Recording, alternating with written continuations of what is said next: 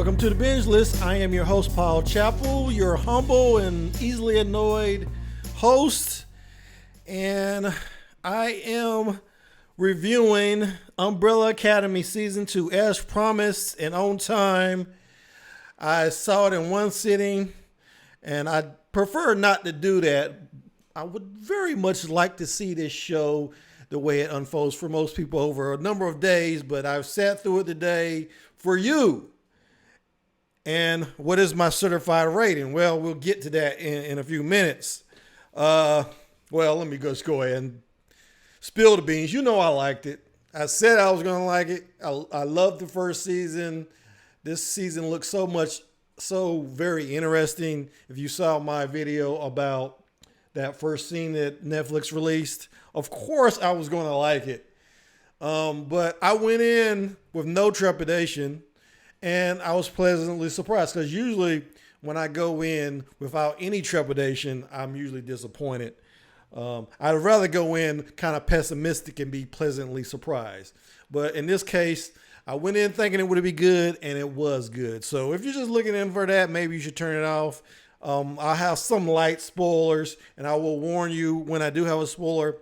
I'm going to describe a little bit of the first act, but after that, like I said, I'll give you a warning. So what was good about the series? Well, I don't say this often, but I think this is one of the first shows that did diversity in a way that was just dead on the way it should be done. Most of the time, you see a bunch of minority characters thrown into a show or a movie, and they don't have interesting backstories. They're just there to say, like I was joking about black women. Usually they're there to say something sassy and put their hands on their hips. Same thing with the gay guys or gay women or whatever it may be. This is the first show that gave every single character a rich backstory. Because the premise of this show is, we know what happened in the first season at the end. 5, he sends everybody back in time so they can avoid apocalypse. And we already know that 5 has problems with controlling his time jumps. So they use that as a point of a plot point that I think really worked, because what happens from the very opening is that nobody arrives at the same time. They all arrive in the same alleyway, but like years apart. So that created some intrigue because all the characters think they're alone. They don't know what happened to their brothers and sisters. And nobody appears days later.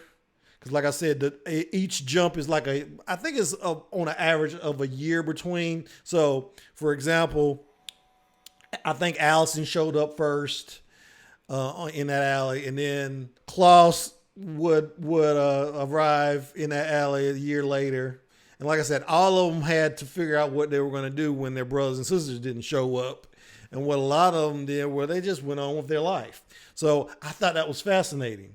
It's very fascinating. Because 5, of course, if you've seen that scene that they released, he shows up last. So he can't really explain to anybody what's going on. He can't. I think it was genius that they did that because he couldn't really save anybody from thinking they were abandoned. So I like that plot point. It was very unique how they did it. But as much as I like the plot point, there's also something that I had a problem with the plot. But I will get to that when we get to the bad. So what else was good about this? Well, I have to say there was about 4 twists throughout the series.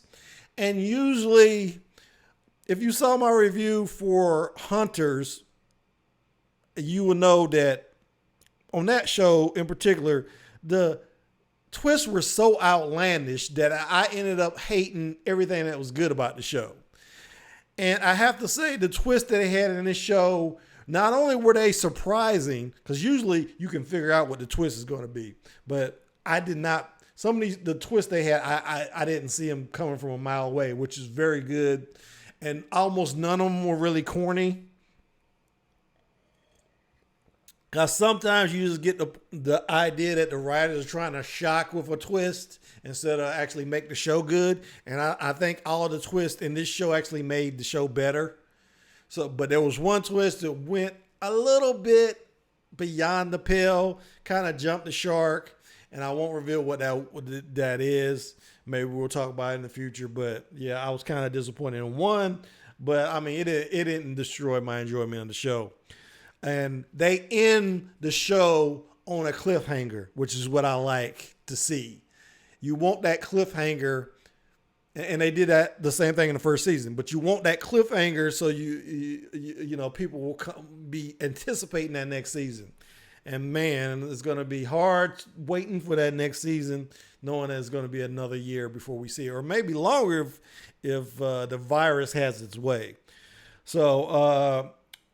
Another thing I like, there was a few additions to the cast, and there was a couple characters that came back. Just about all the characters they brought back are the characters you want to see come back. Most of the new additions to the cast, Marin Ireland played a character named Sissy.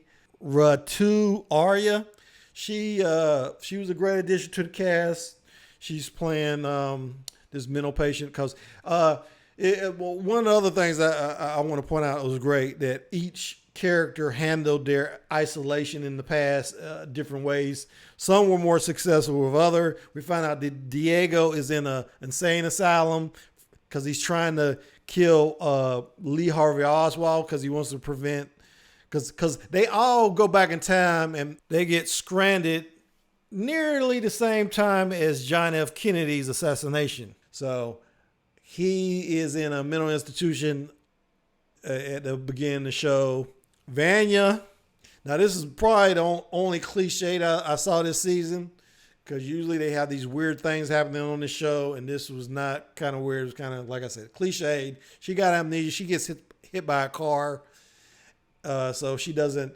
Pretty much what happened to her in the first season, because she didn't know she had powers in the first season, so she kind of did have some kind of amnesia, because we know she was manifesting her powers early on. So the fact that she forgets everything was kind of consistent with what happened to her in the first season. So Luther, he's a big guy. So he's actually working for, get this, Jack Ruby. That's right, the guy that actually did assassinate Lee Harvey Oswald. He's pretty much making his money boxing in this like little rinky-dink club somewhere. I think it's a strip club, actually. Allison, she is actually involved in the civil rights movement, because she lands in Dallas, and the first thing she does is run into a restaurant to get help, and the white people look at her like her crazy. They immediately point to a whites only sign. So she gets involved in the civil rights movement, and she gets married. Again, great backstory for her, or story, period. Very well developed. Her husband was very well developed. The struggle that they're going through is very well developed. The most interesting thing happened to Claus. He becomes some kind of cult leader. And it's kind of, it was kind of funny and intriguing how he established himself as this cult leader.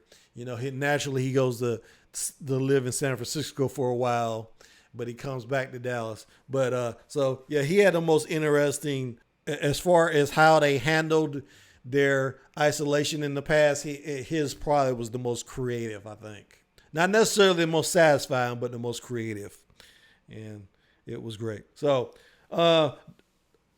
those were all good things. I kind of don't want to reveal who they brought back, because I think it'd be a big spoiler. Just trust me when I say this. You're going to like who they bring back if you like good actors. And they brought back all the good actors and none of the bad actors, because there was a couple of people I didn't like from the last season, and I'm glad they stayed gone. So I just leave it at that. So what was the bad? Okay, well, let's go back to the plot.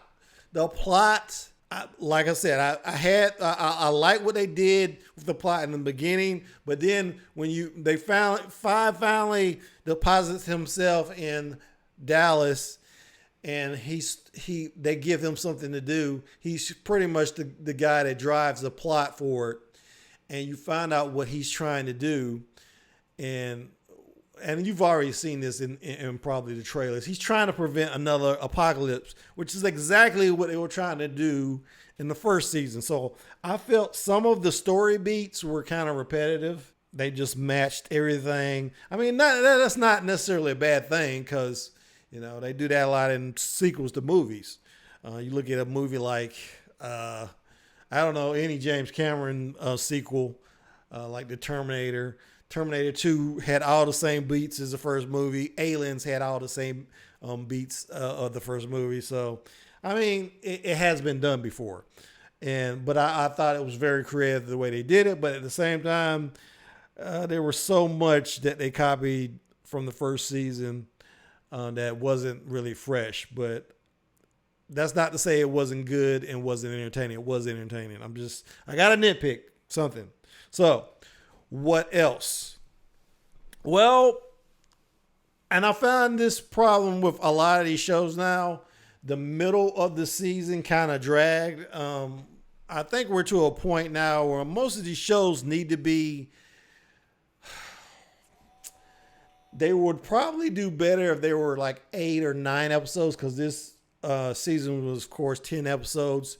They kind of had to do some artificial things to have filler, to fill those middle episodes. And the thing they did to keep things going was that they made sure the characters didn't find each other till like late in the season. And it kind of got annoying after a while. It was like, come on, how big can Dallas really be? When 5 got back, he actually came in last, like I said before. And even after that, all of them were in the same area, and it seemed to just take a long time to get them together. But like I said, I think they did that just because they needed some filler to fill all these 10 episodes. If you look at a show like The Mandarin, they were able to do the show in, 8 episodes, and I think it worked. So, this is a little minor nitpick, but like I said, it overall was pretty good. Okay, and the one other thing I will say that was kind of not totally bad, because it actually gives them something to do in the later seasons, but some of it was kind of annoying. I was talking about their powers when I did my review of that first scene that I saw the other day, and how their powers aren't really well explained. I had to actually do research to find out what their powers actually are, and I found out Diego doesn't actually have powers over metal. He actually can change the trajectory of objects that he throws. But I still would like a little bit more explanation for their powers, and maybe even an explanation for why they have powers, because we know that the women that gave birth to them were not pregnant before that time. If you go back and watch the first season. So I would like a better explanation. We know that there was like 43 women in the world that had these pregnancies, these spontaneous pregnancies. So I would like to know what event caused it, and we're really not there yet. And you think about those 43 women, that means there's 43 superpowered people out there. And we do actually meet another powered person. And I don't want to reveal too much about that, but yes. But I would like to see a little bit more than that. I would like to see some more things explained. We know from the trailers that there was going to be a guy with a fish tank head. And I thought, they got to explain this. This is so weird, even out of the ordinary for this show, that they needed to explain this. And no, we really didn't get an explanation for that. And it was really, really weird. And who came up with that idea and why? Why? I didn't really even see the need for it, but it was totally weird and funny in a lot of ways. But I was like, why? Why would you create a character with a fish tank as a head, and the brain of this individual is a little fish, a little goldfish? It didn't make much sense. But whatever. And what was ugly about the series? Because I'm going to do my review this way. I'm going to tell you the good, the bad, and the ugly. Well, I did not like the new assassins that they had this season. You might remember last season we had Hazel and Cha-Cha, and I thought they were pretty entertaining. This season we have these three brothers, these three Swedish assassins who don't talk much. And that was a big contrast to what we got last season, because Hazel and Cha-Cha talked all the time. So I kind of missed those characters. I didn't even see the purpose of having these characters in the narrative. I understand why they were introduced, because they were able to pretty much introduce some action where it was needed. Because a lot of what this season dealt with was these great drawn out backstories for each character and how they were dealing with their newfound situation in Dallas. So they needed some action every once in a while to just keep some excitement going. So I understand why they brought the assassins back, but it doesn't make sense narratively, because they were sent by the commission. The commission, of course, if you don't remember from the first season, they make sure the time-space continuum isn't disturbed. My thing about this is, why is it necessary to kill these characters from the Umbrella Academy just because they're out of their proper place in time? You know, we know that the commission, they can send anybody through time with these briefcases. Why not just give all these characters briefcases? Because part of the plot at a certain point is that 5 is trying to get one of these briefcases so they can go back to 2019. So why? I didn't understand why they needed to be killed when you have agents who can time travel. Just send those agents to help them out so they can get back to their time. It just didn't make a lot of sense narratively, but that was my only really big nitpick. And like I said, the characters were not that interesting, not very likable. But that's about it. I recommend this. Put it on your binge list. Go watch it right now. It's streaming on Netflix. It's the third most popular thing on Netflix, I found out today. So go see it. It's well worth the wait.